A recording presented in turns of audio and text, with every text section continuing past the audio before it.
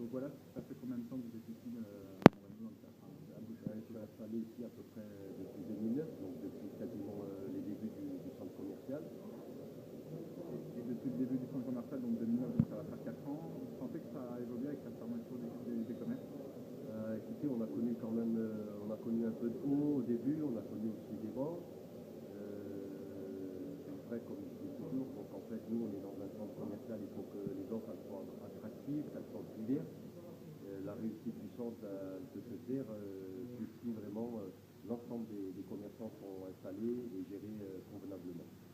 Personnellement, au niveau de la boucherie, vous arrivez à boucler les fins de mois, c'est plutôt positif ici à Moreno?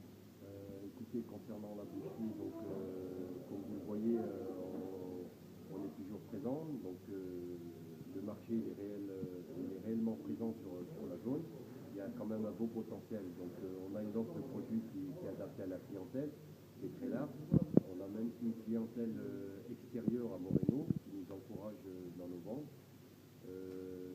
En termes d'objectifs, je pense qu'on a atteint nos objectifs initiaux et on développe même un peu plus de la moyenne. Et selon vous, les gens de Moreno, ils ont besoin de quoi ici? Particulièrement d'une boucherie, d'une boulangerie, des autres, de tout l'ensemble des commerces? Ah, ils ont besoin de tout.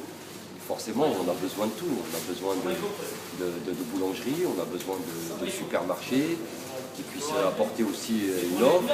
On a besoin d'un bureau tabac, tous les commerces de proximité, entre guillemets, normal, comme dans tout centre commercial, je veux dire. Et comment vous expliquez que certains, peut-être, commerçants ne viennent pas s'installer à Moreno? Travailler dans un quartier plus ou moins, bon, on va dire que c'est un quartier populaire de Saint-Étienne, ça nécessite quand même un travail un peu différent. Les choix des personnes, vous savez, on ne gère pas un commerce dans un quartier comme on gère au centre-ville. La clientèle relationnelle, voilà, d'ailleurs la clientèle n'est pas la même. Néanmoins, il y a quand même, je trouve qu'il y a quand même une belle opportunité à condition de trouver les personnes qui souhaitent s'installer, parce que c'est pas évident aussi à trouver des gens qui puissent venir travailler dans les quartiers, travailler. C'est surtout ça le problème. Et finalement, est-ce que c'est plus dur d'être commerçant à Moreno que dans un autre quartier à Saint-Étienne?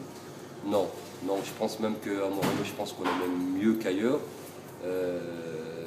L'image qu'on a bien souvent à l'intérieur de Moreno, on a toujours une image qui est positive. On voit qu'il y a de l'amélioration avec toute la rénovation urbaine, le nouveau centre, le marché, tout ça.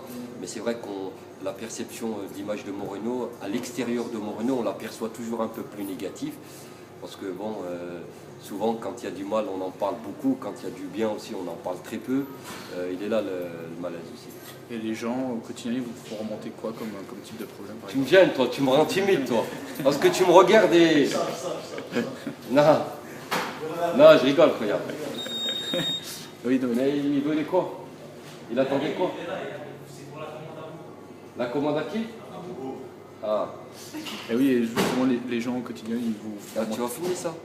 Non, on va couper. Les gens, ils vous font remonter quoi comme type de problème ici dans les quartiers? Comme ça fait 5-4 ans que vous êtes ici, vous sentez que depuis 4 ans, ils ont changé aussi? Les gens, quand ils viennent vous voir, est-ce qu'ils vous font remonter des problèmes? Ils en ont marre qu'il n'y ait pas de commerce de proximité, par exemple? Ah, le réel problème, il est sur l'offre. Après, mis à part les magasins, il n'y a pas de réel problème. Quand on parle de problème, je ne sais pas, votre question, elle veut parrer de l'incivilité ou des problèmes? Non, je veux dire les problèmes au quotidien qu'ils ont, justement, qu'ils n'aient pas de commerce de proximité. Pour eux, est-ce qu'ils vous en font part? Ils en ont marre qu'il n'y ait plus de boulangerie, qu'il n'y ait plus de... Ah oui, étant donné qu'on est un petit peu le commerce, entre guillemets, le résistant, on est les résistants. Donc si vous voulez, nous, on est sans arrêt interpellés par les habitants, puisqu'on a un passage régulier chaque jour. Donc les gens, ils nous interpellent toujours, nous, en nous disant qu'est-ce qu'ils font, pourquoi ça ferme, ils comprennent pas, pourquoi ça ouvre pas. Et ils n'arrivent pas à comprendre vraiment, parce qu'il y a un outil de travail qui est formidable, il y a eu de l'investissement. D'ailleurs, les gens, ils ne comprennent pas pourquoi leurs impôts, ils ont augmenté leurs taxes, parce qu'en fait, le centre aussi, il a pesé aussi sur les charges des habitants, mais qu'à côté de ça, il n'y a pas d'offre, il n'y a pas de concret. L'échec, voilà, elle est toujours visible, on va dire, pour l'instant. Parfait, merci. Merci. Nickel.